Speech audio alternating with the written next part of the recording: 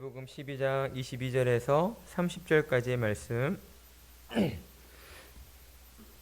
우리 한 절씩 교독하겠습니다. 그때에 귀신 들려 눈 멀고 말 못하는 사람을 데리고 왔거늘 예수께서 고쳐주심에 그 말 못하는 사람이 말하며 보게 된지라.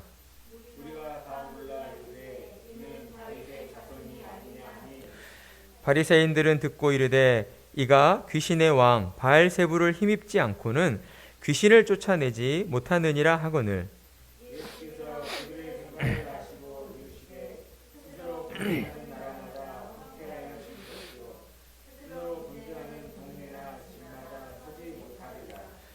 만일 사탄이 사탄을 쫓아내면 스스로 분쟁하는 것이니 그리하고야 어떻게 그의 나라가 서겠느냐.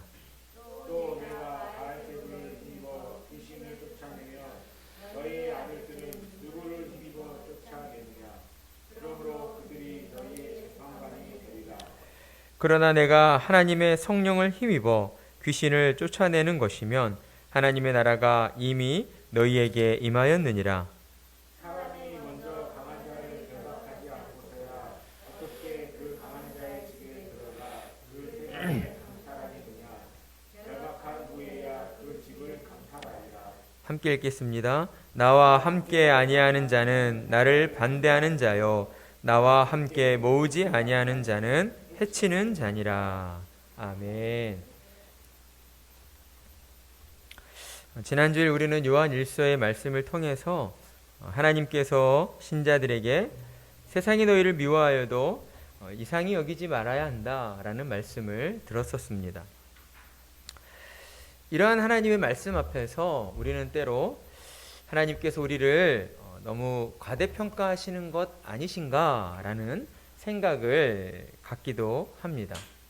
왜냐하면 보통의 사람이라면 누군가 나를 미워할 때 우리도 그를 이상히 여기게 되고 그를 조심하게 되고 경계하게 되고 그러다 우리도 그와 마찬가지로 그 사람을 미워하게 되기 때문입니다.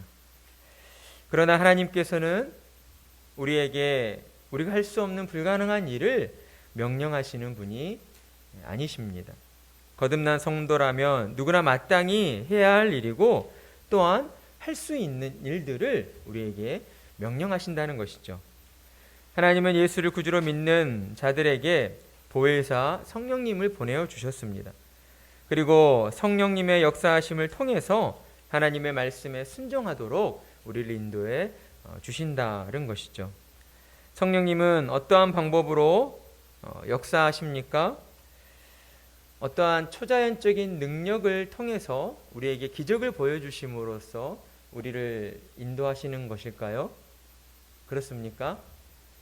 그렇지 않습니다. 하나님께서 우리를 인도하시는 방법은 하나님의 말씀을 듣고 깨달아 알므로 우리의 마음을 움직이셔서 우리를 설득하시는 방법으로 우리를 인도해 주신다라는 것입니다. 그래서 때로 우리는 하나님의 말씀 앞에서 우리 마음에 불편함을 느낄 때가 있는 것이죠. 그러나 그때 느껴지는 불편은 결코 세상의 걱정과 염려로 인한 불편함이 아닙니다. 하나님의 나라와 하나님의 의를 구하며 하나님의 영광을 위해 살아야 한다는 그러한 거룩한 마음에서 비롯된 불편함이라는 것이죠. 이것이 바로 성령께서 우리 안에 역사하고 계신다는 그 증거인 것입니다. 우리를 하나님의 뜻대로 살게 해주시는 것이죠. 그러니 우리는 성령의 역사하심을 믿고 우리의 모든 일들을 성령 하나님께 맡겨드리면 되는 것입니다. 하나님께 모든 것을 맡겨드릴 때에 우리는 하나님이 요한 1서를 통해서 말씀하신 것처럼 우리를 향한 세상의 그 큰 미움들 앞에서도 우리는 흔들리지 않을 수 있는 것이죠. 담대하게 되고요. 우리의 마음의 평온함을 결코 잃지 않게 되는 것입니다. 그리고 또한 세상의 신자들을 미워하는 것은 다른 관점으로 볼 때에 그들이 진정으로 하나님의 사랑이 어떤 것인가를 모르고 있기 때문이다 라고 할 수 있습니다. 이 세상은 하나님의 사랑에 대해 아무것도 모르고 있습니다. 그러니 어쩌겠습니까? 아는 자들이 모르는 자들을 도와주고 이끌어줘야 하는 것입니다. 하나님께서 원수되었던 우리를 사랑하셔서 구원해 주신 것처럼 우리 또한 하나님의 사랑을 가지고 이 세상을 긍휼의 마음으로 바라보아야 한다라는 것이죠.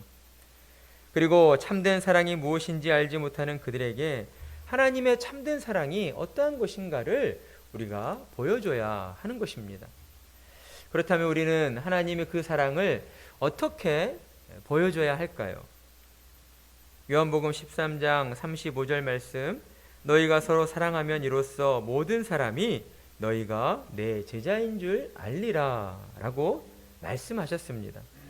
예수님이 우리에게 말씀하신 것처럼 교회로 모인 신자는 혈통도 다르고 신분도 다르고 환경도 다르지만 뭘로 하나가 되었습니까? 그렇죠. 예수님을 믿는 그 믿음으로, 오직 그 믿음으로, 오직 예수님으로 우리는 하나가 되어 행함과 진실함으로 서로를 아껴주고 사랑해주는 그 모습을 보여줘야 하는 것입니다. 그러한 모습을 우리가 보여줄 때에 이 세상은 하나님이 정말 살아계시는구나, 하나님은 정말 사랑의 하나님이시구나 라는 것을 그들이 느끼게 되는 것입니다. 그러니 교회로 부름받은 우리들은 우리 자신을 위하여 자기 자신을 아낌없이 내어주신 예수님을 본받아 믿음의 형제자매를 더욱 아끼고 사랑해야 하는 것입니다. 어떠한 이유로도 공경에 처한 형제의 어려움을 외면해서는 안 됩니다. 우리는 어떻습니까? 누군가를 도와주고 싶은 마음을 가지고는 있는데 어떨 때 도와주게 됩니까? 조금이라도 나와 관계가 맺어진 사람에게, 그렇죠?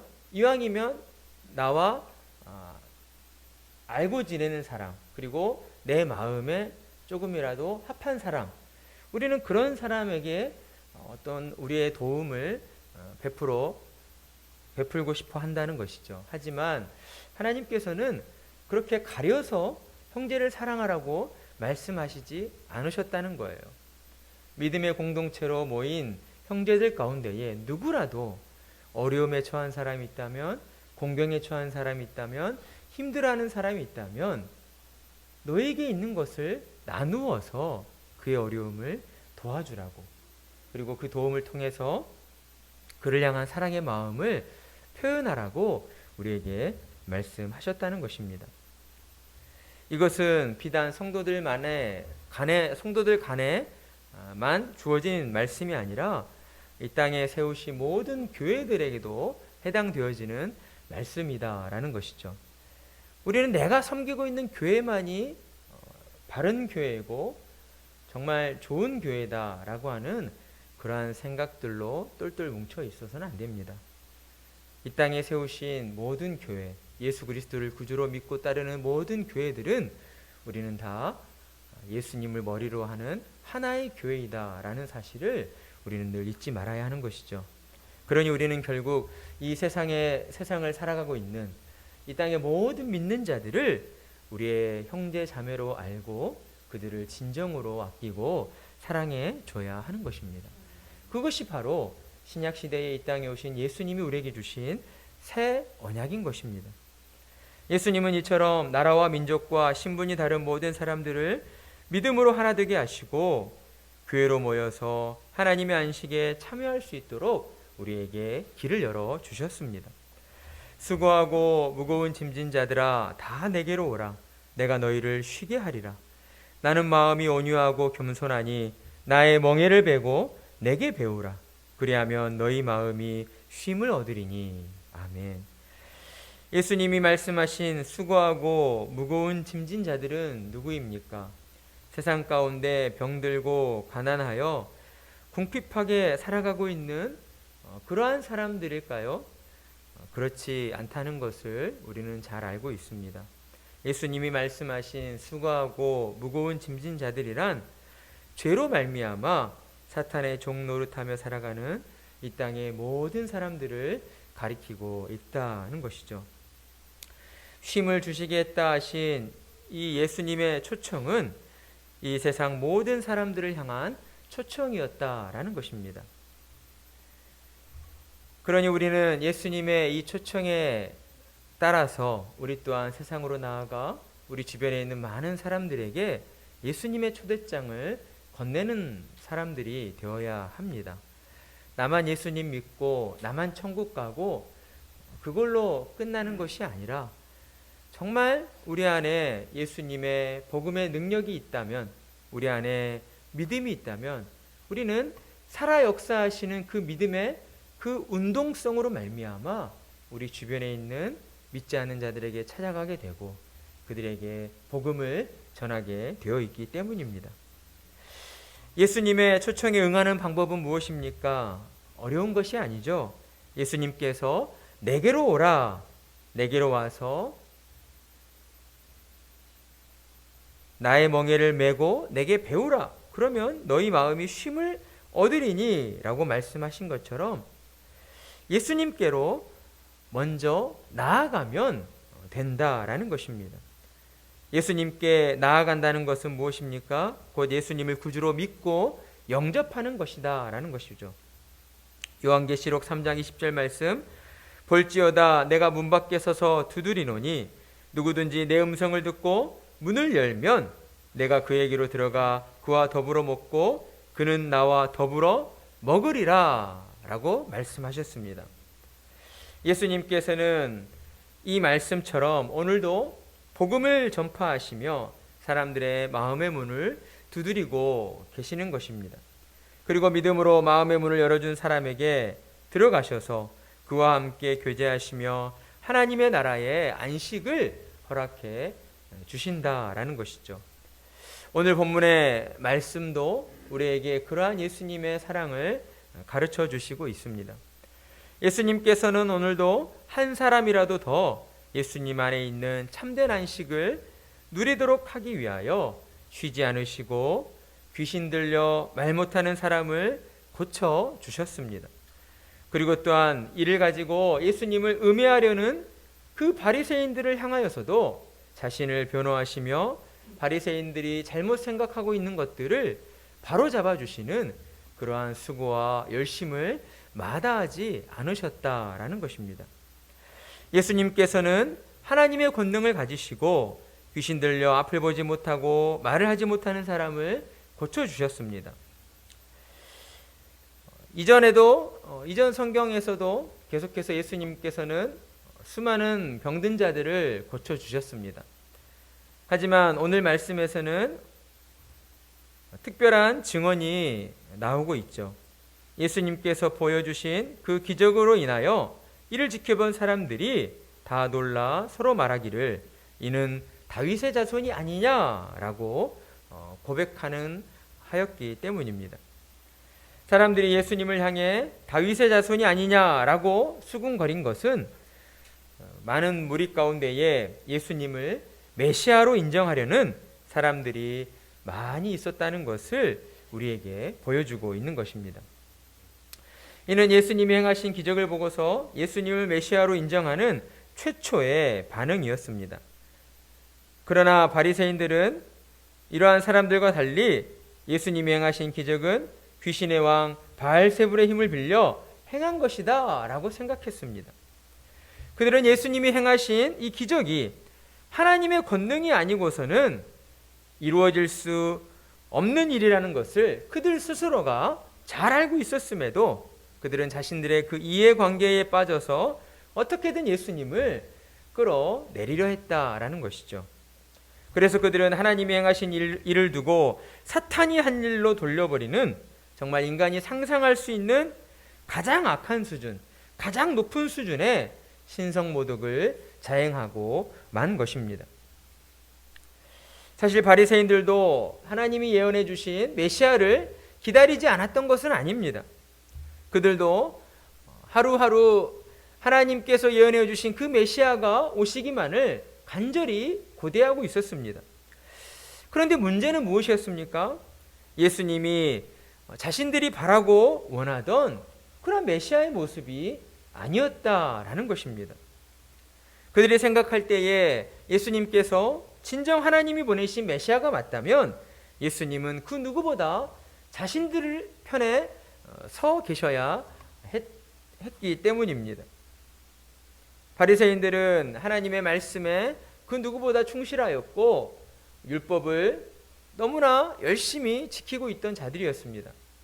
때문에 예수님이 진정 메시아가 맞다면 예수님은 바리새인들을 칭찬하셔야 했고 또한 사람들로부터 높여주셔야 했다라는 것입니다. 그들은 그렇게 생각을 했다는 것이죠. 그런데 예수님께서는 어떠셨습니까? 바리새인들 편에 서지 않으셨습니다. 도리어 가난한 자들과 병든 자들 그리고 세리와 바리새인들이 볼 때에 죄인들이라 여겨지는 그러한 악한 무리들과 예수님은 함께 하시면서 그들의 모든 병들을 고쳐주시고 또한 그들에게 율법의 참된 의미가 무엇인가를 가르쳐 주셨던 것입니다. 예수님의 이러한 행보 앞에서 사람들은 놀라워했습니다. 그들은 지금껏 어디에서도 들어보지 못한 이러한 권위 있는 말씀 앞에서 사람들의 마음이 감동을 받았기 때문입니다. 그러자 사람들은 점점 더 많은 사람들이 예수님을 따라다니기 시작했던 것이죠. 수많은 사람들이 예수님을 따르면서 예수님과 함께하는 그 모습을 바리새인들이 바라볼 때에 바리새인들은 더욱 초조해졌고 예수님을 향한 분노와 화가 치밀어 올랐던 것입니다. 그래서 그들은 이번 일을 핑계 삼아서 사람들로 하여금 예수님을 배척하고 떠나도록 만들려 했습니다.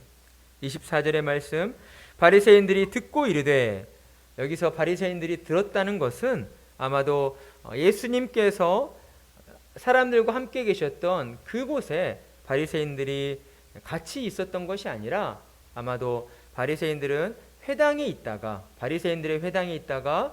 예수님께서 귀신 들려 말 못하고 듣지 못하는 자를 고치셨다는 그 이야기를 듣고 아마 이러한 반응을 보였던 것 같습니다.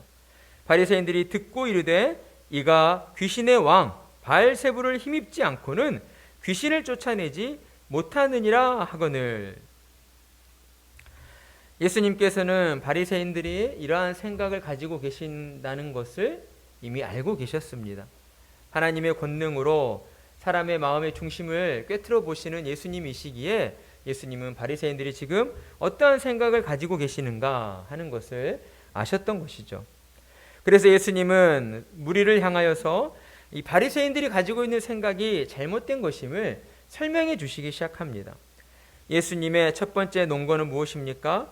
스스로 분쟁하는 나라마다 황폐하여질 것이요 스스로 분쟁하는 동네나 집마다 서지 못하리라 였습니다. 너무나 당연한 이치이고 너무나 단순한 논리이죠. 예수님의 이 말씀은 한마디로 어느 나라나 민족이나 마을이나 가정이나 어느 공동체라도 어때요? 내부적으로 화합하지 못하고 서로 다투고 분열하게 된다면 그것은 결코 잘 될 수가 없다라는 것을 말씀하여 주신 것입니다. 이러한 사실은 인류의 역사를 통해서도 수없이 많이 확인되어져 왔습니다. 유대인들도 기원전 63년경에 내부의 분열로 인해서 로마에게 빌미를 주어 독립을 잃어버리게 된 그런 아픈 기억을 가지고 있는 민족이었습니다. 그리스 제국도 내부 분열로 인하여서 멸망하게 되었고 그 외에도 인류 역사 속에 존재했던 수많은 제국과 또한 수많은 왕국들이 이처럼 하나 되지 못하여서 내부 분열로 인하여 멸망한 그러한 역사적 사건들이 참으로 많이 있다는 것입니다. 그러니 사탄 또한 이러한 사실을 모를 리가 없었던 것이죠. 사탄은 타락한 천사들을 마귀 삼고 자기의 부하로 거느리고 있는 마귀들의 왕이었습니다. 따라서 사탄이 가장 원하는 것은 사람들을 자기의 종으로 노예로 만드는 것이었다는 것이죠. 따라서 사탄이 지배하는 나라가 더 커지기 위해서 마귀들끼리 서로 양보할 수는 있지만 싸우는 일은 결코 있을 수 없다라고 말씀하신 것입니다. 그러므로 예수님이 귀신을 쫓아내신 것은 바리새인들이 지금 생각하고 있는 것처럼 예수님이 사탄의 힘을 빌렸거나 사탄과 어떠한 관계가 있어서 그렇게 귀신을 쫓아낸 것이 아니라는 것을 그들에게 말씀해 주고 있는 것입니다. 그리고 이어지는 예수님의 두 번째 논거는 무엇인가? 27절 말씀 우리 함께 읽어 보겠습니다. 27절 말씀 시작. 너희의 아들들은 누구를 힘입어 쫓아내느냐? 그러므로 그들이 너희의 재판관이 되리라. 아멘. 여기서 우리가 한 가지 궁금한 것은 핵심이 되는 말은 결국 너희의 아들들에 있다는 것이죠. 그렇다면 과연 예수님이 말씀하신 너희의 아들들은 누구를 의미하는 것인가? 그들은 아마도 바리새인들의 제자들을 가리킨다라고 할 수 있습니다. 당시에 바리새인들의 제자들 가운데에 귀신을 쫓아내는 이러한 축기 사역을 하는 퇴마사들이 있었다라는 것이죠. 그러니까 예수님께서는 바리새인의 제자들이 인간의 힘으로 귀신을 쫓아낼 수 없기 때문에 분명 사탄과 어떠한 계약을 맺고 그렇듯 귀신을 쫓아내는 일들을 하고 있었을 텐데, 그럼에도 불구하고 바리새인들은 그들을 향하여서는 하나님의 능력으로 귀신을 쫓아내고 있다라고 생각을 하면서 왜 예수님이 귀신을 쫓아내신 일을 두고서는 하나님의 능력으로 행한 것이 아니라 사탄의 힘을 빌어 한 것이라고 그렇게 생각하는 것이냐? 라며 그들의 생각이 모순되었다라는 것을 지적하여 말씀하고 계신 것입니다. 그리고 스스로를 속이고 있는 그러한 바리새인들을 향해서 너희의 모순된 생각대로 너희는 훗날 너희의 제자들이 재판관이 되어 너희를 심판하게 될 것이다 라고 경고해 주시는 것이죠. 그리고 28절과 29절의 말씀에서 예수님은 사탄이 사람의 영혼을 결박해 자기 집으로 삼고 완전 무장을 한 채 집을 지키고 있었는데도 불구하고 예수님께서 그 집으로 들어가셔서 마귀를 쫓아내셨다면 과연 누가 더 강한 자인가? 이러한 질문을 던지고 계시는 것이죠. 예수님께서 사탄보다 더 강하시다는 것을 그들 앞에서 드러내 보여주신 것입니다. 그리고 예수님은 이 모든 일들이 가능한 것은 내가 하나님의 성령을 힘입었기 때문이다. 따라서 내가 귀신을 쫓아내고 내가 병든 자들을 치유한 것은 이 땅에 하나님의 나라가 임했기 때문이다 라고 그들에게 말씀해 주시고 있는 것입니다. 예수님께서는 이러한 말씀을 통해서 예수님이 이 세상에 오신 이유가 세상에 있는 죄와 어둠을 몰아내고 하나님의 진리의 말씀과 하나님을 바르게 예배하는 그 방식들을 가르침으로써 우리 안에 있는 세상의 온갖 미신들과 우상들을 몰아내시고 사람들 안에 있는 그러한 죄책을 제거하시고 동시에 죄의 뿌리가 되는 정욕을 제거하시기 위해 오셨다라는 것을 우리에게 가르쳐 주시고 있는 것입니다. 그리고 이제 마지막 30절에 이르러서 예수님은 누가 과연 예수님 편에 서 있는 사람이고 누가 사탄의 편에 서 있는 사람인가를 우리에게 분명하게 가르쳐 주시고 있습니다. 예수님 편에 서 있는 사람은 누구입니까? 누구입니까? 예수님과 함께하는 사람입니다. 예수님과 함께하는 사람입니다. 예수님께서는 우리에게 중간지대란 없다라고 말씀하고 계시는 것이죠. 이럴 수도 있고 저럴 수도 있다가 아니라 오직 예수님과 함께하는 사람만이 예수님 편에 서 있는 사람이다라는 것을 예수님께서는 교훈해 주시고 있는 것입니다. 반대로 예수님과 함께하지 않는 사람들은 그들은 모두 죄와 어둠 속에서 사탄의 종이 되어 살아가고 있는 사람이다라고 할 수가 있는 것이죠. 우리가 인간적으로 볼 때에는 참 사람이 좋고 성품이 좋고 착한 사람들이 정말 많이 있습니다.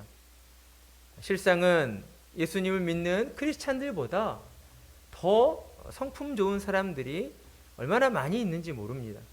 하지만 하나님의 말씀에 따라서 사람은 모두 죄인이라는 사실이죠.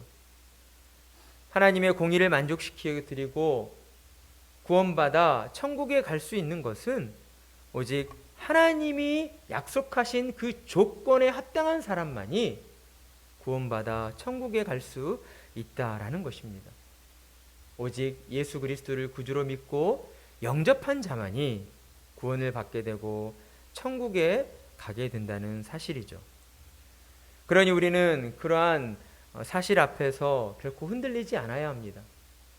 세상의 가치관으로 볼 때 저 사람은 정말 법 없이도 살 사람이다 라고 하지만 그들 또한 하나님 앞에 죄인이며 그들에게는 예수 그리스도의 복음이 절대적으로 필요하다는 것을 우리는 늘 잊지 말아야 하는 것입니다. 그렇다면 예수님 편에 서 있는 사람, 예수님과 함께하는 사람이란 어떤 사람입니까? 예수님이 우리에게 전해주신 복음의 도를 믿고 그 복음의 길을 따라가는 사람입니다. 예수님의 제자가 되어 하나님의 잃어버린 양들을 예수님께 모으는 사람이다 라고 할 수가 있습니다.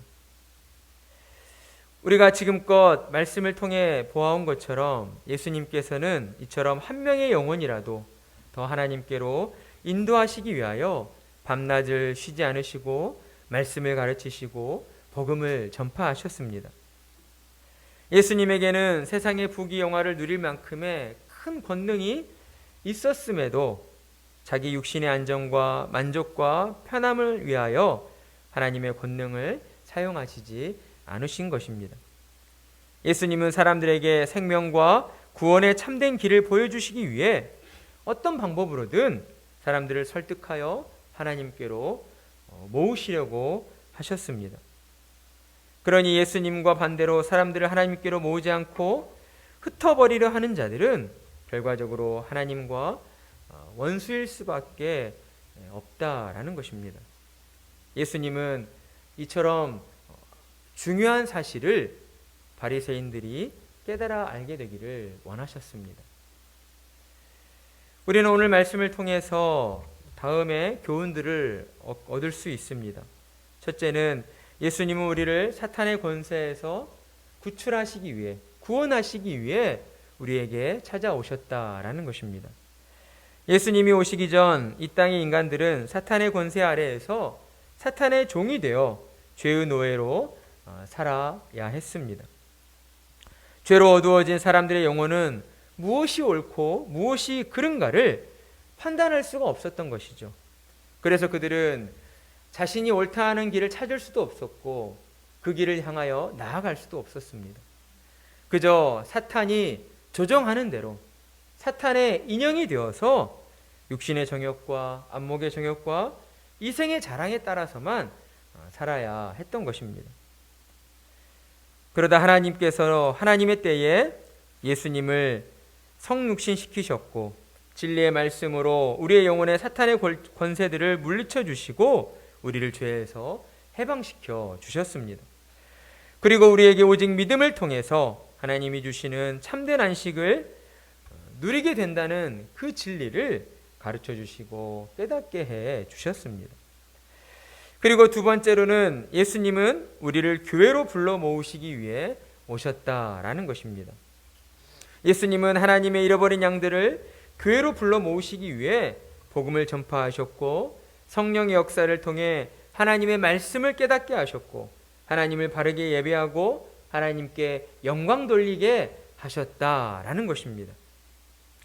예수님이 우리를 교회로 불러 모으신 것은 우리에게 하나님의 나라 천국 잔치를 누리게 하시기 위함이었다라는 것을 우리는 늘 기억해야 합니다. 예수님께서는 만물 위에 세워진 교회의 머리 되시며 통치자이셨음에도 불구하고 우리를 주님의 몸된 교회로 부르시고 우리에게 주님 안에서의 참된 안식과 평안을 주시고 그 안에서 하나님의 사랑을 마음껏 누리도록 우리에게 은혜를 베풀어 주셨다라는 것입니다. 예수님께서는 그저 우리를 사랑하셔서 우리에게 하나님의 참 안식과 평안을 주시기 위하여 성육신하셨고 복음을 전파하셨고 십자가의 죽음을 마다하지 않으셨고 그리고 사망 권세를 이기시고 부활하셨고 하늘로 승천하셔서 우리 가운데 성령 하나님을 보내어 주신 것입니다. 그리고 지금 이 순간에도 예수님은 성령님을 통하여서 우리를 교회로 부르시고 말씀을 통하여 하나님의 은혜 안에 거하며 하나님과 교제하도록 우리를 인도해 주시고 계시는 분이십니다. 오직 저와 여러분을 사랑하시기 때문입니다. 그렇다면 우리는 어떻게 살아야 하겠습니까? 예수님께서 우리를 사탄의 권세에서 구원하시고 우리를 교회로 불러주시기 위하여 교회를 통하여 하나님이 주시는 참된 안식과 평안을 누리도록 하시기 위해 자신의 모든 것들을 내어주셨다면 우리는 마땅히 예수님의 뜻을 쫓아 사는 자들이 되어야 한다는 것입니다. 사랑하는 성도 여러분, 예수님의 뜻은 무엇입니까? 주님의 몸된 교회로 모여서 우리가 더욱 사랑하며 주님과 마음껏 교제하며 서로 사랑하며 지내는 것이다 라는 것입니다. 주님이 우리에게 원하시는 것은 어떤 대단한 헌신이나 어떤 대단한 노력에 의해서 이루어질 수 있는 것들이 아닙니다. 우선적으로 주의 몸된 교회로 우리가 열심을 다해 모이기를 힘써야 하고 우리가 모일 때마다 함께 믿음을 고백하며 주님의 사랑 안에서 서로가 서로를 사랑한다라고 하는 그러한 우리의 마음들을 표현하고 나누어야 한다라는 것입니다. 주님의 몸된 교회는 결코 냉랭해져서는 안 됩니다. 서로를 사랑하는 뜨거운 마음으로 더욱 뜨거워져야 하는 것이죠. 말세가 가까워질수록 주님 다시 오실 그날이 가까워 갈수록 우리는 더욱 말씀 붙잡고 서로를 향한 믿음으로 서로를 더욱 아끼고 사랑해 줘야 하는 것입니다. 그러니 우리는 우리가 함께 섬기고 있는 세우는 교회가 예수님이 기뻐하시는 교회, 예수님이 함께 하시는 교회가 되기 위하여서 우리는 늘 간절한 마음으로 기도해야 합니다. 예수님께서 우리에게 보여주신 그 겸손과 희생과 그 사랑의 모습이 세우는 교회를 통하여서 우리 안에 흘러넘치고 그로 인하여 이 지역의 많은 사람들에게 흘러갈 수 있도록 우리가 더욱 간절한 마음으로 기도하며 나아가야 한다는 것입니다. 그리고 또한 그러한 마음의 자세를 가지고 우리는 더욱 교회로 모이기를 힘써야 하고 하나님 앞에 예배드리기를 무엇보다 우리가 더욱 소중히 여겨야 하는 것입니다. 교회로 모여서 하나님의 말씀을 듣고 배우며 하나님을 아는 지식을 더욱 깊고 풍성하게 자라가도록 우리가 최선의 노력을 다해야 한다라는 것입니다. 우리가 공부할 때에 공부하는 것이 쉽지 않잖아요. 하지만 우리가 열심히 공부하는 것은 하나님의 영광을 위해서 또한 우리의 인생의 여정 속에서 우리가 또 하나님 앞에 귀한 자로 또 존귀한 자로 쓰임받고자 하는 그러한 마음에서 더 열심히 공부하는 것 아니겠습니까? 결코 쉬운 시간이 아니고 또한 어렵고 힘든 시간이지만 그러한 하나님께서 나를 어떻게 사용하실까? 나를 통하여 역사하실 그 날들을 우리가 꿈꾸고 소망하기 때문에 그 힘든 시간들을 견뎌내고 참아내는 것입니다. 그러한 것처럼 우리의 주님의 몸된 교회, 세우는 교회가 무엇보다 하나님을 기쁘시게 해드리는 교회가 되기 위하여 우리도 참고 인내하면서 우리가 더욱 애쓰고 노력해야 하는 것입니다. 말씀 안에서 우리가 더욱 하나님을 바르게 알아가고 그리고 믿음으로 우리가 더욱 하나 되어져서 서로를 사랑하며 나아갈 때에 이 세상은 우리가 서로를 사랑하는 그 모습을 통하여 하나님의 살아계심을 보게 되고 그로 인하여 하나님을 찾고 교회로 나아오게 될 것입니다. 올 한 해 동안 우리 교회가 이처럼 예수님이 함께 하시는 교회가 되어서 온전히 하나님의 은혜로 충만하여 서로를 더욱 아끼고 사랑하는 그러한 믿음의 공동체가 되기를 간절한 마음으로 소망합니다.